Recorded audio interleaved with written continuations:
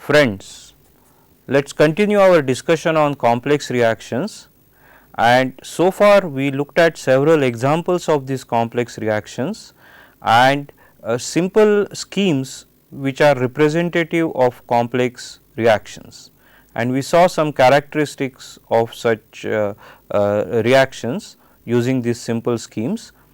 We also saw two basic approximations that we use, quasi steady state approximation or quasi equilibrium approximation, which allows us to simplify the kinetics of the process.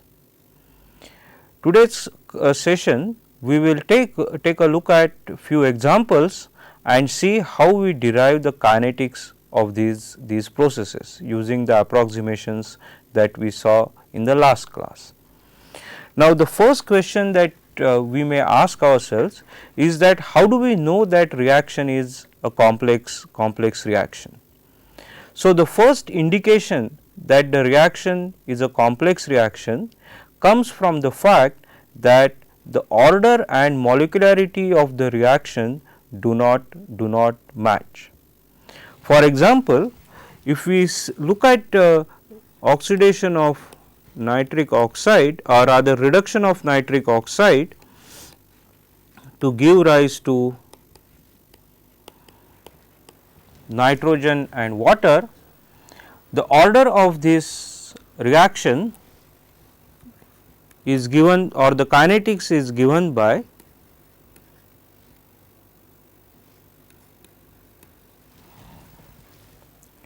so the molecularity here is 4, 2 moles of NO and 2 moles of hydrogen. So, 2 plus 2 4, whereas the order is 3, 2 and 1 over here. So, that is a clear indication that this reaction is not occurring as a single step interaction between 2 molecules of NO and 2 molecules of hydrogen, but there is something else that is happening. So, that is one example. Another example we can look at is sucrose when it undergoes hydrolysis to give glucose and fructose. The rate of this reaction is given by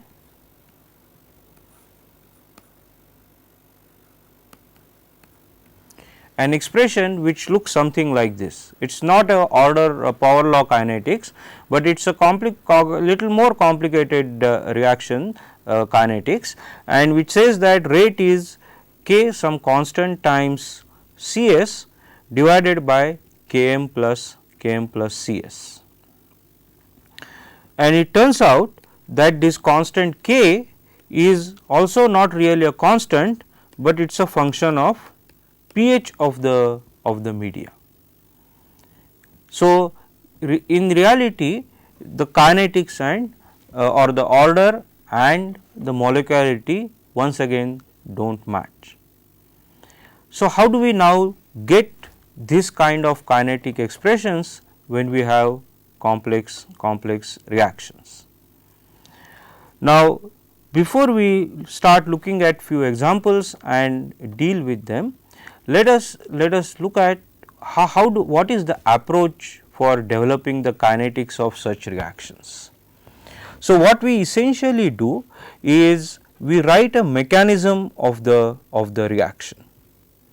So, mechanism of the reaction is nothing but the detailed description of the reaction as it takes place from reactant side to the product side. So, mechanism is the detailed description of the reaction, and we write the mechanism of a reaction with the understanding that each stage in this mechanism or each step in this mechanism is a elementary reaction. So, we have a reaction, it does not occur as a single step process as I said earlier, but it occurs as a multi step process, and we further make an assumption that each step of this is an elementary reaction. If we take an example of sucrose, so I am just going to write this as S going to glucose and fructose. This example actually is an example of a catalytic reaction and it involves an catalyst E. Let us say we call that catalyst E.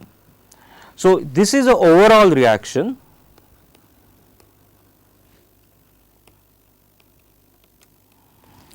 and we write the mechanism of this reaction as a detailed description, and we will discuss about this in detail little later on, but at this point let me just say that what happens in this reaction is this sucrose binds to this enzyme E, gives rise to some complex. This complex interacts with water, gives rise to some other complex, let us call it as PT star, then EP star gives us E plus G plus F. So, what we have done in short is we have written the overall reaction in terms of its constituent elementary reaction. Now, there are several things to be remembered when we write the mechanism. Mechanism of a reaction must explain the conversion of a reactant to the product. For example, I cannot have a mechanism of a reaction in which this fructose is not there. This is not a complete description, because the overall reaction over here has a product fructose, but if we omit fructose from our mechanism, then this is not a correct mechanism. So, it has to explain the entire now, and each step of this mechanism we say that it is a elementary step, and law of mass action kinetics therefore applies to such elementary steps. Then we can invoke either quasi steady state approximation or quasi equilibrium approximation and derive the kinetics of the process, which eventually leads us to the expression that we saw earlier.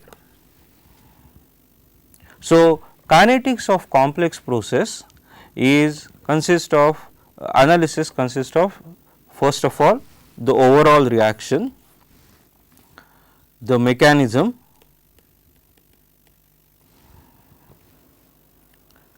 then some assumptions and the kinetic rate expression. So,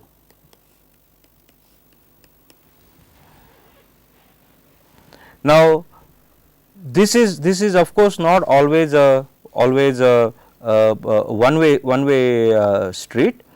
We have to remember that whatever mechanism we write and whatever kinetic rate expression we get, it must be experimentally verified.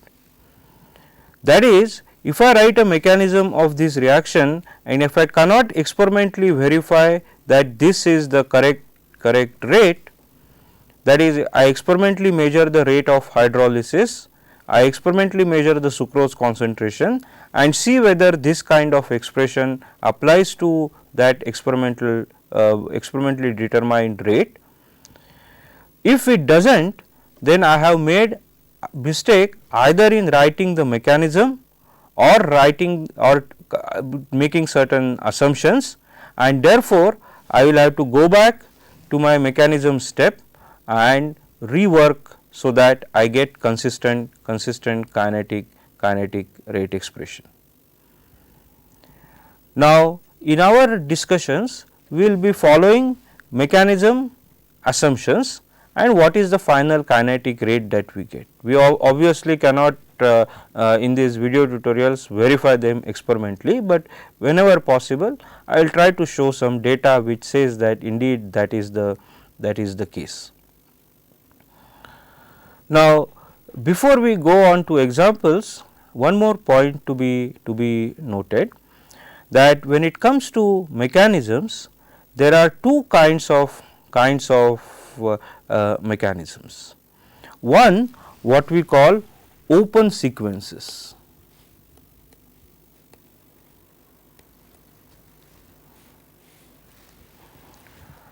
This particular example or this particular case is an example of an open sequence.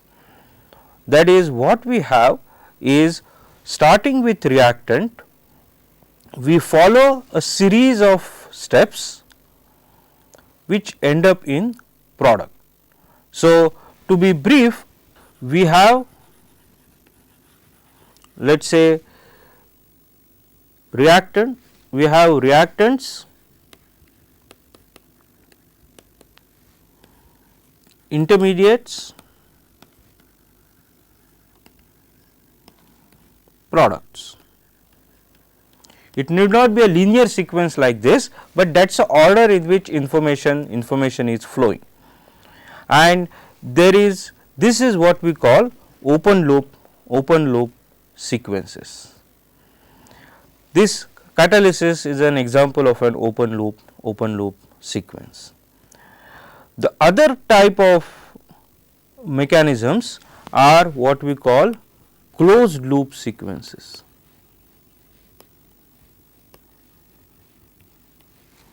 Closed loop sequences.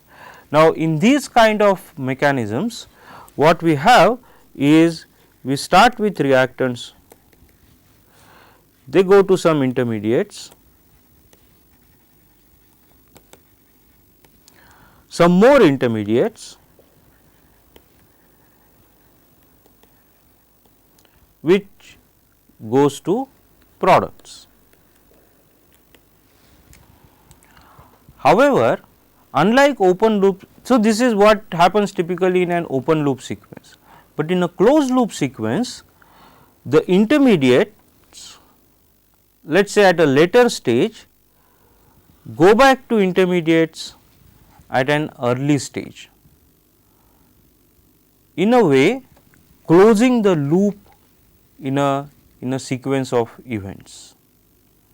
You probably are familiar with control terminology, open loop control, closed loop control, and so on.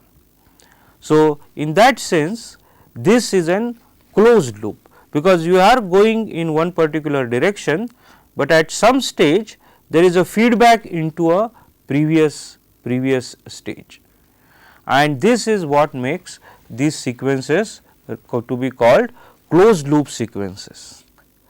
So, we will start with examples of closed loop sequences, two examples, chain reactions, actually chain reactions and polymerization reaction, and see what happens to kinetics of these processes. So, let us look at chain reactions to start our discussion. We are going to look at complex reaction, chain reactions as first example, and there are several examples of chain reactions. Few I mentioned earlier, but let me reiterate once again. We have combustion reactions, which are chain reactions. We have decomposition reactions, we have auto oxidation reactions, polymerization reactions, and so on. All important reactions. Combustion reaction, of course, as the name suggests, any combustion process, hydrogen and water combining to form hydrogen and oxygen combining to form water, or burning of hydrogen, a combustion reaction. Decomposition reaction, that is breakdown of complex molecule into simpler molecule, and we are going to see an example of that.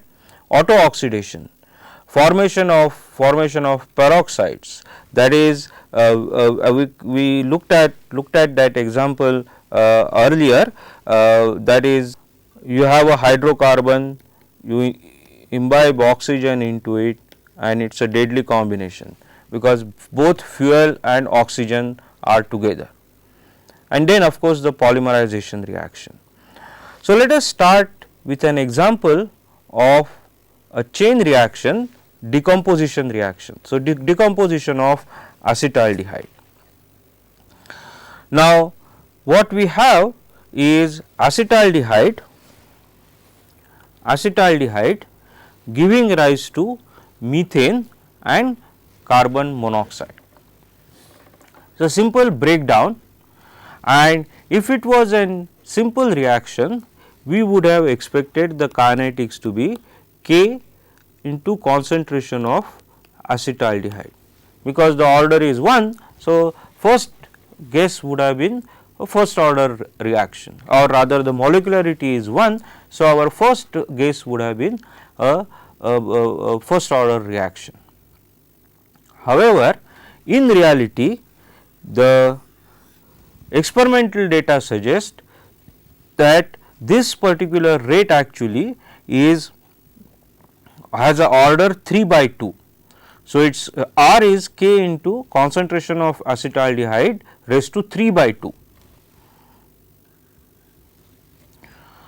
A clear indication that it is not a complex reaction, and in fact this reaction actually takes place through several steps.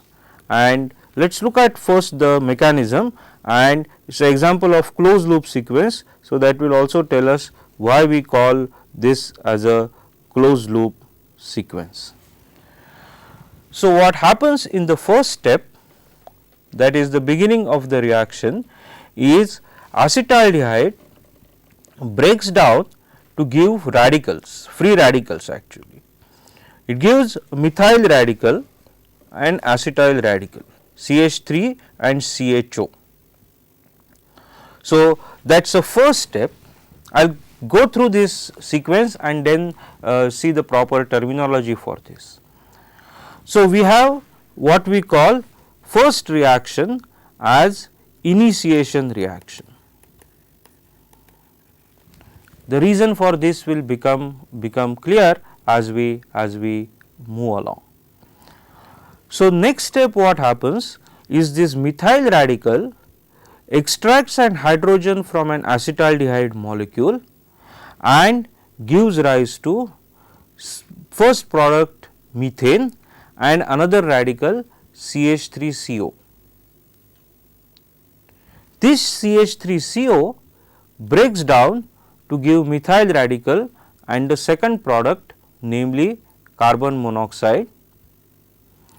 So, once this third reaction takes place, as you can see, there is a feedback, because the product of the third reaction, namely methyl radical, goes back as a reactant in the second step, further combining with acetaldehyde molecule and thereby closing the loop, and this reaction, in other words, can sustain on its own, because moment we have this methyl radical, that is why this name initiation. So, once the reaction is initiated by formation of this methyl radical, it can be propagated indefinitely in principle. Why? Because if one methyl radical will give this CH3CO, CH3CO will regenerate CH3 and close the loop. So, these are what are called as propagation reactions.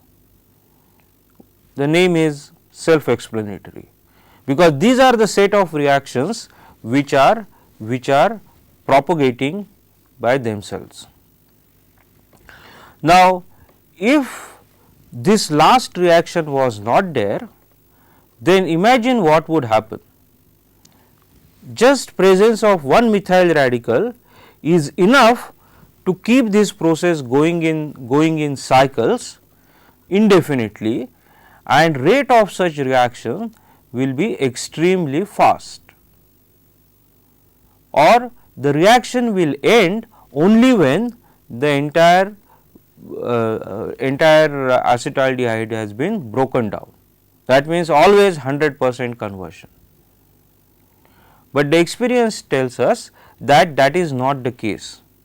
That is, acetaldehyde decomposition does not end only when acetaldehyde is exhausted, and it does not happen at an infinitely fast rate, which implies that there must be some other reaction which is taking away the important constituent which keeps this reaction propagating, namely this methyl radical.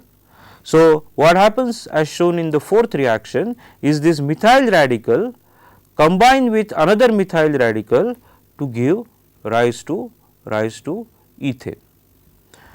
So, this now, if there is a source of methyl radical in the initiation step, the last step is a sink, because in this methyl radicals are getting consumed and therefore, this reaction is referred to as termination reaction.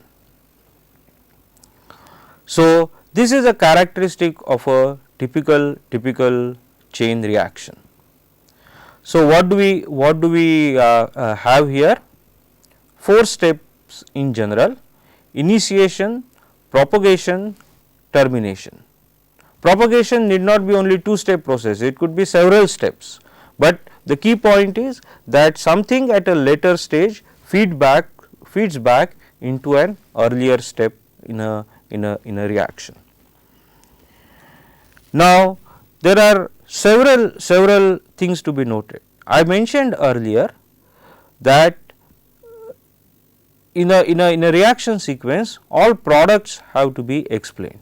So, that is clear that we have methane as one product, carbon monoxide as a product, but there is also a side product, namely ethane, and it does not show up as a overall reaction.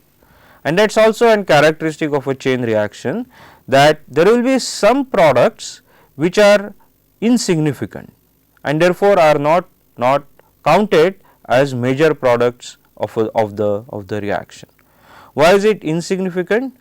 Because had this reaction been significant, then we would have formation of methyl radical and its combination with another methyl radical and reaction terminating instantaneously. That means almost 0 rate, but that is not the case. So, it is clear that termination reaction rate is fairly small compared to propagation reaction step. So, now let us try to see how do we go from this particular mechanism to deriving the kinetics.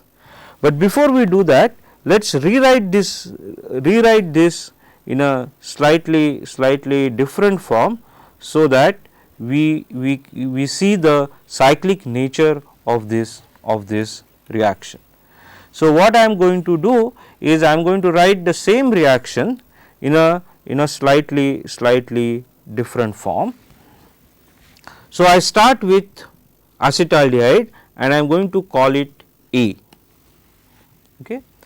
This acetaldehyde, as so, let me number these reactions as 1, 2, 3 and 4. So, the first reaction gives rise to a methyl radical. So, that is my reaction 1. This methyl radical combines with another acetaldehyde and gives rise to CH3CO, okay, liberating the first product methane. So, that is my reaction 2. This radical CH3CO decomposes to regenerate CH3 and the other product CO. So, that is my reaction 3, and 2 methyl radicals combine with each other, giving rise to ethane. That is my reaction 4. So, now you will appreciate the cyclic nature if you focus on once initiation has happened, that is step 1 has taken place, the cycle can continue forever till such time that termination takes place, and that is the importance of termination reaction. So, even though we say that propagation reactions are faster, but termination reaction is an important role to play. So, let us try to determine the kinetics of this particular process. Okay. So, the best way of doing this is, let us write down the mass balances. So, assuming that this reaction is taking place in a closed system, I am going to write mass balance of this particular system, and to keep discussion little simple, I am just going to label this species 1, 2, 3, this as A. So, A, this is already 2, this is 4, this is product P1, this is again species 4. So, this is 2, this is 4, this is giving rise to 2 and product P2, and this is again 2 giving rise to some products. Okay. So, I have labeled my species 1, 2, 1, 2, 4, which are the key species in this reaction. So, C1, C2, C3, C4 are going to be the concentrations of these four species. So, let us write down the balance on acetaldehyde first. Okay. And these reactions we are going to call 1, 2, 3, 4. Okay. 1, 2, 3, 4. So, we will just simply write reactant rate constants as K1, K2, K3, K4 for these 4 reactions, or it is still better, let us call this initiation rate constant Ki, this propagation step 1 Kp1, this as Kp2 and this as Kt. Okay. So, let us write down the mass balance equations as minus Ki into Ca or C1, because we called this methanol as acetaldehyde is 1. So, let us call this as species 1, okay, to avoid any confusion. So, what we are saying is that we will call this acetaldehyde species 1 to be consistent.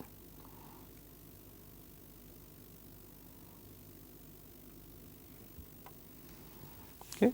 So, this C1 is Ki into C1 minus Kp1 from the second reaction into C1 into C2.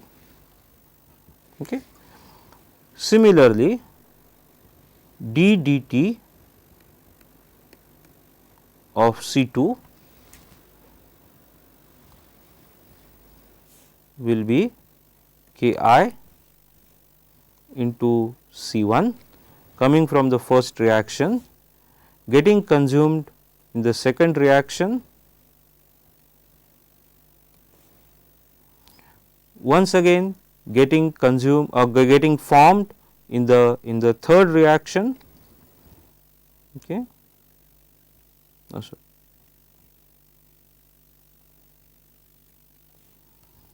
and getting consumed in the fourth reaction. And for 4 reaction, since 2 molecules are involved, we will write the rate as 2 kT into C2 square. Remember, this is an elementary reaction.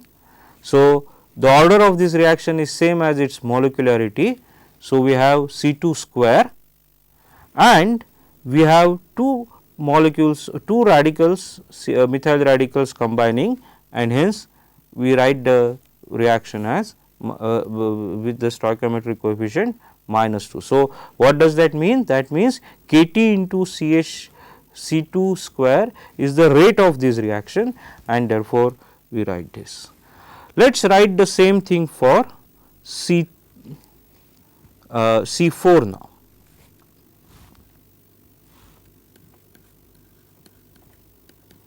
Okay. It is getting formed in the second reaction. So, and getting consumed in the third reaction. So, we have C4. Okay. Now, what is the rate of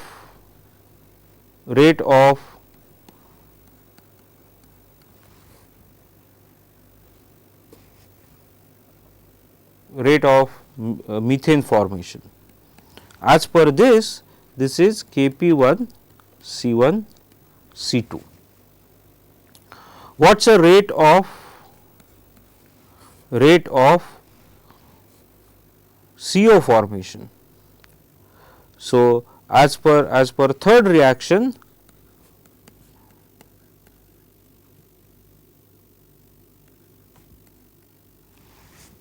okay. Now, if you look at the kinetics expressions, it involves 2 species C2 and C4, which are radicals, and their concentration is difficult to determine. So, what are we going to do? We are going to use quasi steady state approximation. Why? How do we justify quasi steady state? We say that these radicals are highly active, and so moment they are formed, they participate in the reaction in a fairly quickly, and therefore, their concentrations are very small, and dC to dt or their dynamics is also very small, and so we have quasi steady state. So, before we invoke quasi steady state approximation, let me recap. We have the overall reaction,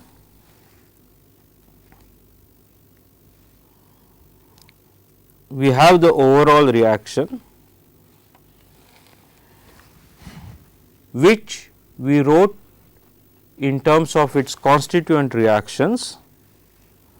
So, the mechanism of this reaction, and we want to invoke certain approximations or make certain assumptions. In this particular case, we make the assumption that these methyl radicals CH3 and CH3CO radicals are highly reactive, and therefore, their dynamics is very slow, or they get formed, they get consumed, formed, consumed. So, very fast dynamics. So, quasi steady state is a reasonable assumption for this species. So, in order to invoke quasi steady state, we write the mass balance equations, which is what we have written over here. The next step is to therefore invoke now quasi steady state approximation. So, we will invoke it for species 2 and 4. So, let us start with species 4. So, there we see that Kp1 C1 C2, that is, if we said dC4 dt is close to 0 because quasi steady state, Kp1 C1 C2 is Kp2 C4. Okay. So, that is the first result. Why are we doing this? Because we have our rate expressions we have our rate expressions which are in terms of C2 and C4 concentrations, and we do not know what these concentrations are. So, we want to eliminate them, so that everything is in terms of C1, because that is the only reactant over here, and P1 and P2, but they are not participating or there is no feedback. So, in this particular case it is not reversible reaction. So, we want to eliminate C2 and C4 in terms of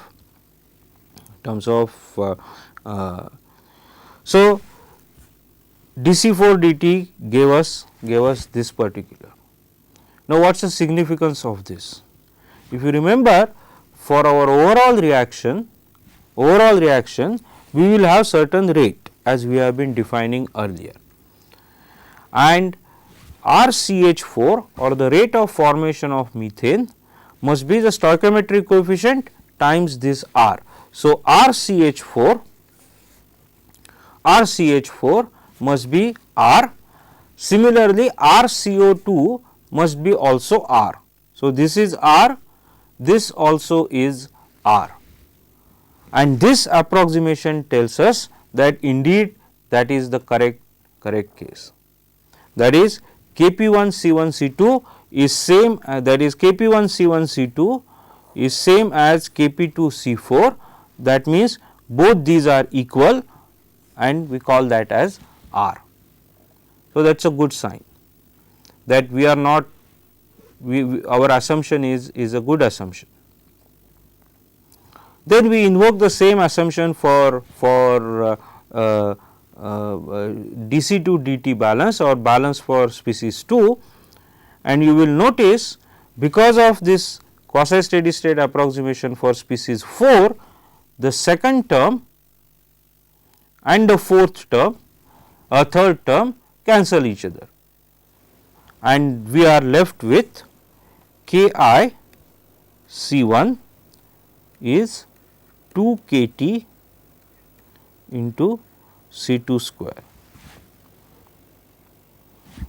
from this rate expression. What does this mean? This means that I now have concentration of C2 in terms of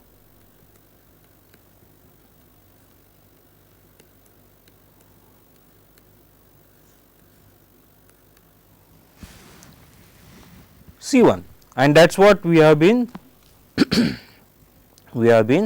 looking for. So, concentration of C2, that is the radical in terms of a species whose concentration we can measure. So, let us revisit overall reaction, mechanism, mass balances, quasi steady state approximation, and the simplification of that. So, now let us look at what happens as a consequence of this, and to do that I am going to, this is becoming too crowded now. So, let us remove some of the old part of the discussion.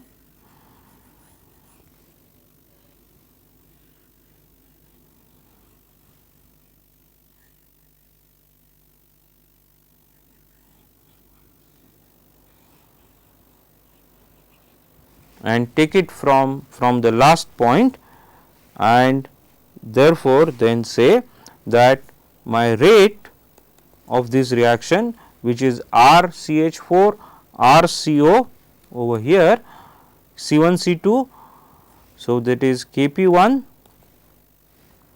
into Ki by 2 kT raised to half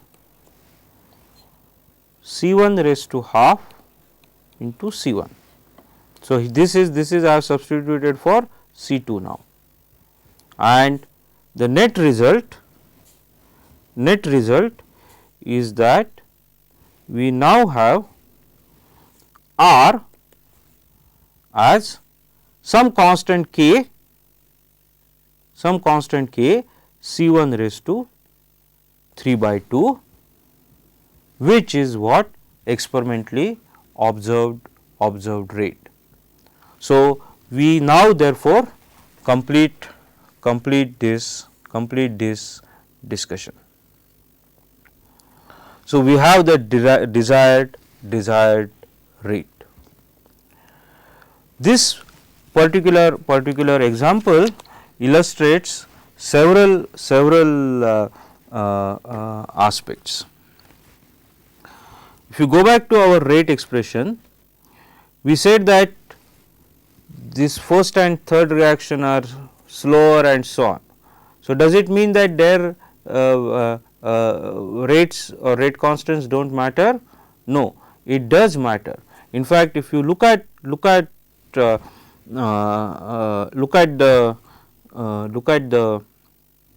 rate expression, the kinetic constant k is actually has propagation constant Kp1, Ki and 2 Kt.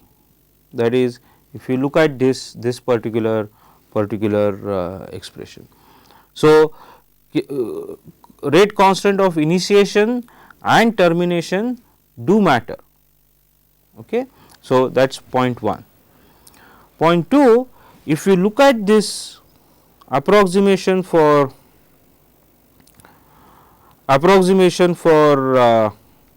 C2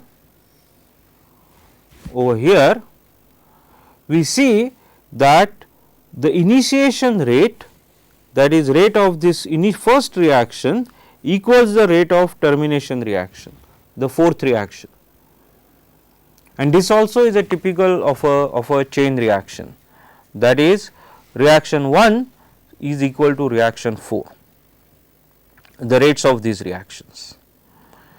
So, that is one example. I will quickly go through second example, polymerization reaction and particularly chain polymerization, because as you would know, the polymerization reactions are of several types: condensation polymerization, addition polymerization and so on. But we will look at only one such example here, that is chain polymerization, which is also a chain reaction mechanism. Okay. So, in particular we are looking at ethyl the polymers whose monomer can be represented as CH2 double bond CHX. Okay. So, if X is a hydrogen, we have ethylene and polyethylene. If X is chlorine, we have vinyl chloride and polyvinyl chloride PVC. If it is styrene C6H5, we have polystyrene. So, all these polyethylene, polyvinyl chloride, polystyrene and several others can be represented polymerization reactions by looking at monomer as CH2 double bond CHX. And initiator for such polymerization reaction, there are several. It can be even light energy, but there can be chemicals also like benzoyl peroxide. Benzoyl peroxide, which is shown over here.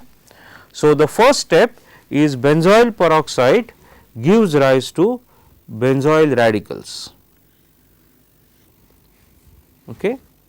And this benzoyl radical binds with Rx. I am going to call this CH2C double bond CH as R and X as the appropriate side group, that is H or chlorine or C6H5 and so on.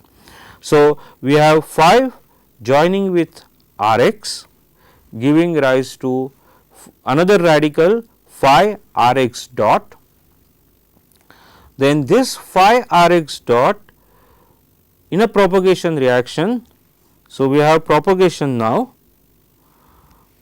phi Rx dot binds with Rx gives rise to phi R Rx radical, and this reaction continues. So, for example, this particular radical addition of R x gives rise to phi R j R x. So, these are all propagation reactions, and then we have termination reaction phi R j minus 1 x combining with another radical. So, having I monomeric units and j monomeric units combined to give phi polymer with phi polymer with I plus j monomeric units. Okay. Now, the kinetics of this we will write it as in terms of reaction scheme. So, initiator giving rise to